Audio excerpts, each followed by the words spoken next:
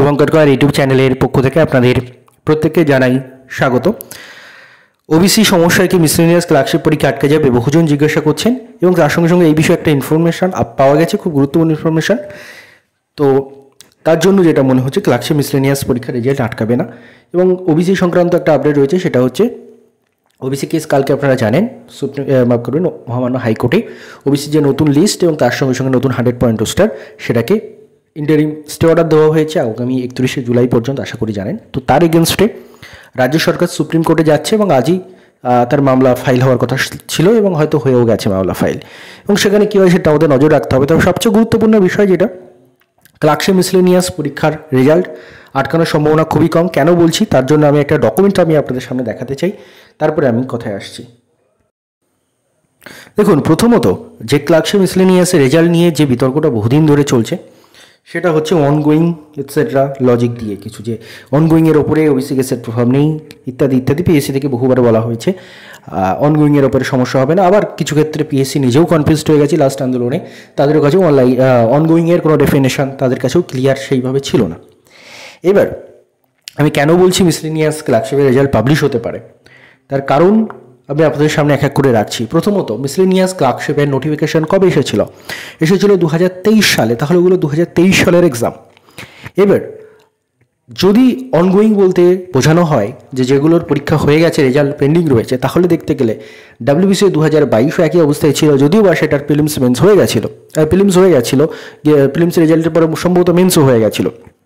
তো কিছুদিন আগে ডাব্লিউবিসি 2022-এর রেজাল্ট যখন আসে, এবং সেই সেম লজিকে আমি আপনাদের বহুজনকে কমেন্টে উত্তরও দিয়েছি এটা, সেই সেম লজিকে ডাব্লিউবিসি 2022-এর যদি রেজাল্ট আসে, তাহলে মিসলেনিয়াস 2023 এবং ক্লার্কশিপ 2023-এর রেজাল্টও আসতে পারে। ডাব্লিউবিসি 2022-এর ক্ষেত্রে ওবিসি এবি আলাদা করে রেজাল্ট প্রকাশ করা হয়েছে, তাহলে মিসলেনিয়াস ক্লার্কশিপের ক্ষেত্রেও তাই হবে। এবার আজকে যে ডকুমেন্টটা আমি আপনাদের সামনে দেখাচ্ছি, এটা হচ্ছে আজকে বিএসসি একটা রেজাল্ট পাবলিশ করেছে, দেখতে পাচ্ছেন। আর ডেট দেওয়া রয়েছে কিন্তু 11th of June 2025, ওয়েবসাইটে আমি আজকেই দেখলাম।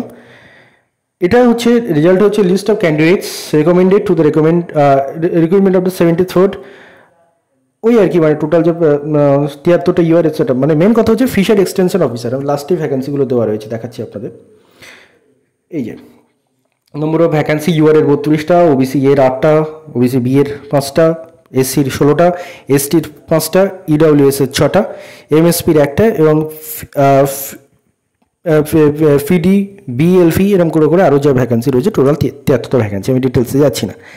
এইবার কথা হচ্ছে এই যে নোটিফিকেশানটা, যেটার রেজাল্ট আসলো 73টা শূন্য পদে, এই নোটিফিকেশানটা কবে ভালো করে আপনারা খেয়াল করুন। আমরা বলছি ক্লার্কশিপ মিসলেনিয়াসের কথা, এটা 2023-এর নোটিফিকেশান। আর এই নোটিফিকেশানটা আপনারা যদি ভালো করে খেয়াল করে দেখেন, দেখুন এর অ্যাডভার্টাইজ নাম্বার কিন্তু 7/2024। আমি আপনাদের জন্য একটু মার্ক করে দিলাম, 7/2024-এর নোটিফিকেশান এটা।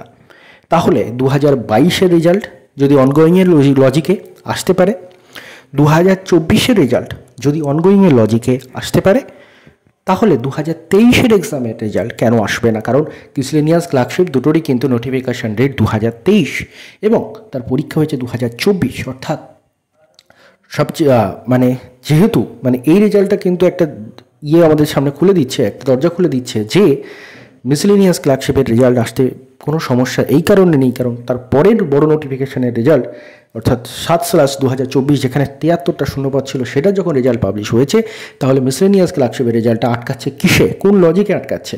যেখানে যদি ডাব্লিউবিসি 2022-এর রেজাল্ট চলে আসে, যদি এই ফিশার এক্সটেনশন অফিসার 2024-এর রেজাল্ট আসে, তাহলে ক্লার্কশিপ মিসলেনিয়াস 2023-এর রেজাল্ট আটকায় কিসে?